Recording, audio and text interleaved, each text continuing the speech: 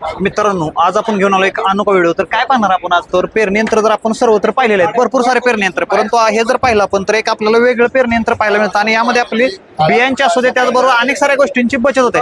तर ह्याच पेरणी यंत्राची आपण माहिती जाणून घेऊया. तर आज आपल्या सोबत आहेत सर, त्यांच्याकडून आपण जाणून घेऊया की हे शक्तिमान कंपनीचं आपल्याला पेरणी यंत्र पाहायला मिळतं. नमस्कार साहेब, माझं नाव किरण राजपूत. मी शक्तिमान कंपनी सर्व्हिस इंजिनियर आहे.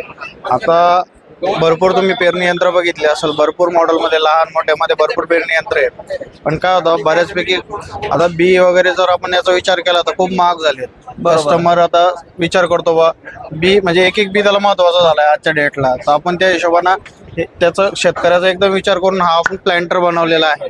प्लॅन्टर मशीन म्हणजे आपलं याच्यात असं आहे, याच्यात प्रत्येक बी तुम्ही जर एका पिशवी समजा तुम्हाला 600 बी जर आले तर तुम्ही मोजू शकता त्याच्यात 600 बी आले म्हणून, कारण याच्यात वेस्ट होत नाही. पहिली गोष्ट, याचा जो हा प्लॅन्टरचा जो महत्व आहे, हा एक बी उचलतो. पण याचं पहिली तुम्हाला मी ट्रॅक्टरची थोडीशी इन्फॉर्मेशन देतो, म्हणजे काय होईल जेणेकरून सगळ्याला याची व्यवस्थित माहिती मिळेल. ते पण माहित पाहिजे आपल्याला किती HP ला, पीटीओ किती हवा आहे, काय याला कमीत कमी 50 HP चा ट्रॅक्टर पाहिजे. 50 HP रिक्वायरमेंट याची ट्रॅक्टरची. त्याच्यात डुएल क्लास ट्रॅक्टर पाहिजे. ऍक्च्युअल काय, हा पीटीओवर जो ऑपरेट होतो त्याला 540चा पीटीओ पाहिजे. आणि पीटीओ डुएल क्लास याच्यामुळे पाहिजे कारण की ज्यावेळेस व्हॅक्यूम तयार करेल हा बी उचलणार आहे व्हॅक्यूमना, त्याचा व्हॅक्यूम तयार करता पीटीओनी. याचा बाकी जास्त काही कन्सेप्ट नाहीये, फक्त बी उचलण्यासाठी आपल्याला पीटीओचा यूज होतो. बाकी पीटीओचा दुसरं काही काम पडत नाही. त्याच्यामुळे डुएल क्लास जर असेल टर्निंगच्या वेळेस बी खाली पडणार नाही आपलं, कारण की त्याच्यासाठी 50 HP चा ट्रॅक्टर हवाय. मिनिमम 50 HP जास्त असेल तरी सुद्धा चालेल, काय अडचण नाही. अजून एक विचारायचं म्हणलं तर हे ऍडजस्ट वगैरे करू शकतो आपण याला बऱ्याचपैकी आपण आपल्या हिशोबाने ऍडजस्टमेंट करू शकतो. तुम्हाला मी याचं बॅक साईडनं तुम्हाला दाखवतो म्हणजे लक्षात येईल. हे नाही ऍक्च्युअल काय आहे, हा जो युनिट आहे आपल्याकडे हे 4 युनिट मध्ये, हे 4 युनिट मध्ये. त्याच्यानंतर मी आता पेसिंग जर तुम्हाला करायची समजा 2 फूट 1 फूट 1.5 फूट तर सिंगल नट आहे ऍडजस्ट करू. सिंगल नट लूज करून ही फ्रेम तुम्ही इकडे तिकडे सरकू शकता. याच्यात तुम्ही पेसिंग तुमच्या हिशोबाने करू शकता. जसे की तुम्हाला कोणी ठिबकवर लावतं, कोणी पाणी सोडण्यासाठी साऱ्या यंत्राच्या हिशोबाने लावतं. तुम्ही याचं सेट करू शकता. क्षेत्र पण कमी असू शकतं, कमी क्षेत्र असू शकतं, त्या हिशोबाने करू शकता. त्याच्यानंतर याच्यात जो आहे हे 4 युनिट आपल्याकडे चालतात. याच्यात आपल्याकडे 5 युनिट पण येतं नवीन मॉडेलमध्ये. 4 युनिटचा आहे. त्याच्यानंतर याचा जो पेसिंग आहे, ही जी टँक आहे ही टँक यूज होते आपल्या सीडसाठी. सीडची 35 लिटरची टँक आहे. आणि इथं फर्टिलायझरची 2 टँक आहे आपल्याकडे. हे 150 लिटरच्या टँक आहे. याच्यात तुम्ही फर्टिलायझर पण टाकू शकता. याचं वैशिष्ट्य म्हणजे जे व्हॅक्यूम तयार होणार आहे तुमचं इकडनं, हे पूर्ण पाईप आपण जे दिलेत व्हॅक्यूमसाठी दिलेत. इथं हा डिस्क प्लेट आहे. याच्यात तुम्ही बघू शकता, तुम्हाला इथं एक डिस्क दिसेल. आहे ना आतमध्ये. इथं डिस्क दिसेल. हा डिस्कनं काय होईल, व्हॅक्यूमच्या साह्यानं हे डिस्क आहे बी उचलणार इकडनं.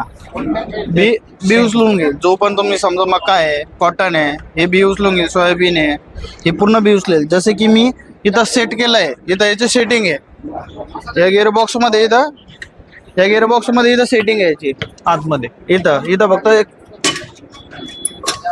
इथं एक सेटिंग आहे. इथं कॅटलॉग दिलाय आपण. त्या हिशोबाने जर तुम्ही सेट केलाय, मला फक्त 5 इंचावर बी पाहिजे, एक्झॅक्ट 5 इंचावरच बी पडेल तुमचा. तुम्ही टेप न मोजू शकता, 5 इंच पडेल. एक बी आपण समजा सापडला इथून 5 इंच टेप लावायचं, मोजून घ्यायचं, इकडनं 5 इंच सापडू घ्या. 2 बी पडणार नाही किंवा 3 बी पडणार नाही, सिंगल बी पडेल. त्यामुळे ऍव्हरेज देखील वाढणार आहे. ऍव्हरेज वाढेल. आणि त्याच्यानंतर जी याची ॲक्युरेसी आहे ती एकदम परफेक्ट आहे. जर्मिनेशन परफेक्ट आहे. आणि याच्यात कस्टमरचं जे आपले शेतकरी बांधव आहे, शेतकरी बांधवाचं जे बियाचं जो नुकसान होतो तो याच्यात होणार नाही. बियाच होणार नाही. आणि सिंगल बी पडल्यामुळे ऍव्हरेज देखील ॲव्हरेज चांगलं येईल. आणि काय होतं, बऱ्याचपैकी जे आपल्या लोकल मशीन असतात किंवा दुसऱ्या आहेत भरपूर मशीन, तर त्याच्यात काय होतं, डबल बी पडणार किंवा मग ते अंतर कमी जास्त होणार. बरोबर. याचं कसं, तुम्ही ज्यावेळेस पेरणार आहे तुम्ही उभं जर 4ही साईडनं जर बघितलं तुम्हाला लाईनीत दिसेल. याची ॲक्युरेसी इतकी परफेक्ट आहे, अगदी टेपनं मोजू शकता तुम्ही, काही अडचण नाही. आणि याचं कसं आहे, तुम्ही डेप्थ पण सिलेक्ट करू शकता. इथं डेप्थची जागा दिली आहे, तुम्हाला किती इंचावर बी पाहिजे खाली खोलीला, 2 इंच 3 इंच तुम्ही इथं सेट करू शकता. त्याच्यानंतर जर हाड जमीन असेल तर इथं पण सेट करता येते आपल्याला पुढच्या बाजूला. इथं पण सेटिंग दिली याला. तुम्ही इथून पण सेट करू शकता. त्याच्यानंतर जर तुम्हाला खताचं पण सेम आहे, खत तुम्ही किती डेपवर सोडू शकतात, खत एक्झॅक्ट बाजूला आहे, कारण की इथं डिस्कमध्ये इथं बी पडणार आणि खत इथं पडणार. म्हणजे काय होईल, जेणेकरून तुमच्या बियाला नुकसान होणार नाही. कारण काय होतं, बऱ्याचपैकी जर खत बियावर जर पडला तर चान्सेस असतात जळण्याचे, खराब होण्याचे, उगवून लागलं की कोंबच जळून जाणे. कोंब जळून जाण्याचे. याच्यात तो प्रॉब्लेम तुम्हाला येणार नाही. आणि सगळ्यात वैशिष्ट्य म्हणजे जो मार्कर सेटिंग पण दिली आपण याला. ज्यावेळेस आपण समजा मी अंतर सेट जर केलंय, नेक्स्ट टाइम जो ट्रॅक्टर फिरवणार आहे मी, तर तिची ॲक्युरेसी पण समजा मी 2 फुटावर केली, ती 2 फुटावर आली पाहिजे. तर ते 2 फुटावर ते 2 फुटावर मार्किंग होईल, तर 2 फुटावरच तिची लाईन संपन्नच आपल्याला पाहायला मिळतं. त्याची आपण प्राइस पाहिली तर किती प्राइस आपल्याला पाहायला मिळते? आता आपल्याकडे सर याच्यात आहे ना 3 मॉडेल आहे. अच्छा. एक इथं जो लिहिलाय 250B, त्याच्यात 250 ES येतो, एक बी येतो आणि एक 5 रो मध्ये येतो. तर आपला 200 याची कमीत मिनिमम प्राइस याची 6 लाख रुपये आहे. आपण कस्टमर जसं असेल एरिया वाईज थोडाफार डिस्काउंट करून आपण कस्टमरला देतो. 5.5 ते 6 लाख 6 लाखाच्या आसपास याची प्राइस आहे. तर आपल्याला अजून एक्स्ट्रा मध्ये जर पाहायचं म्हणलं तर अजून काय पाहायला मिळतं याच्यात मेन म्हणजे तुमचं काय ॲक्युरेसी भेटते. महत्वाचं म्हणजे आजच्या डेटला जी पाहिजे कस्टमरला, शेतकऱ्याला जी गरज आहे ती गरज आहे, याच्यात ॲक्युरेसी भेटते. त्याच्यानंतर बीची बचत होते. दुसरी गोष्ट खताची बचत. त्याच्यानंतर जो टायमिंग आहे तुमचा पेरणीचा, सगळ्यात महत्वाचा तुमचा जो टायमिंग आहे तो वाचतो. आणि एका एकरला याला डिझेल फक्त कमीत कमी अर्धा ते पाऊण लिटर डिझेल लागते 1 एकरासाठी. आणि वेळ किती लागू शकतो 1 एकर? 15 ते 20 मिनिटं, 15 मिनिटं 1 एकरासाठी. एक एकर. वेळेची देखील बचत होते, तुमचा टायमिंग होतो. त्याच्यानंतर ॲक्युरेसी भेटते. सगळ्यात महत्वाचं आजच्या डेटला ॲक्युरेसी भेटते आणि तुमचा टाइम वाचतो. म्हणजे कस्टमर जसं की आता पावसाचा भरोसा नाही, किती कधी होईल काय होईल, त्या हिशोबानं 10-15 मिनिटात आपण पेरणी करून बाहेर काढू शकतो. याची ॲक्युरेसी ते आहे. याचं काय डिस्क असल्यामुळं ॲक्युरेसी वगैरे सगळे व्यवस्थित येतं. पेरणीला तुम्हाला कुठंच काही अडचण येत नाही.